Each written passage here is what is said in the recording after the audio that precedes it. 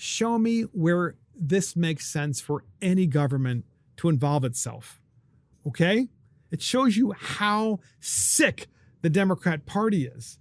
Namely, a party so sick that it wants to force your insurer to pay for sex change operations of others, which means that your insurer is going to charge you more and you are indirectly paying for the sex change operation of others, including minors, including children. You're being forced to pay for things that are literally against everything that you believe because you know it's scientifically wrong. All right? It's wrong to do this to a minor, I'm talking about. Okay? It's wrong. It's wrong. And at the same time, if someone who is an adult wants to have this kind of surgery, they should be required to pay for it, ladies and gentlemen. Okay? This should be between them and their insurance company and them and their pocketbook, not everybody else. That's my personal opinion. And so the Babylon Bee decided to weigh in on this Biden administration proposal or rulemaking, which drives me crazy, right? Not lawmaking, right? Lawmakers didn't vote for this, but rulemaking by one of the departments to decide that you are going to pay for others' sex change operations, including children. So the Babylon Bee says big tech is cracking down. Facebook, TikTok already have banned the use of the word groomer. And so here are some new words for groomers. A minor file, a person of grooming, a gender mentoring advisor, an Epsteinian, Aunt Tifa, windowless van aficionado, genital relocation logistics coordinator. That's my personal favorite. A genital relocation logistics coordinator. And then another one of my favorites, a politician, which is a lot of truth to that. I hate to admit it. A lot of truth to that. So in this dumpster fire, if you will, of an idea, which is the dumbest bill in America, the Biden administration has decided that it is allowed to just make up laws all by itself and force your insurer to pay for others' sex change operations. And as I've said ad nauseum, forcing you to pay for it as well, because you're the one that had to buy the insurance. The insurance company then passes the cost on across all of those who are policyholders. And now it's not because you decided you wanted to do this. It's not because you decided this was a good idea. You clearly don't believe in it and don't believe that you should be required to pay for it. No, it's because some bureaucrat in the Department of Health and Human Services decided that they could make a rule or a law without Congress and without the consent of the American people. And this literally is probably one of the biggest problems in the United States today. We have bureaucrats making laws. And that is the dumbest bill in America, forcing insurers to pay for sex change operations. And that's it from Mark and the Millennials. Thank you for joining Mark and the Millennials. This is Mark Fisher. Thank you to our producer, Christopher Hopkins. Check us out on iTunes, Spotify, YouTube, Facebook, Twitter, Getter, Truth Social, Rumble, and our website. See you next time.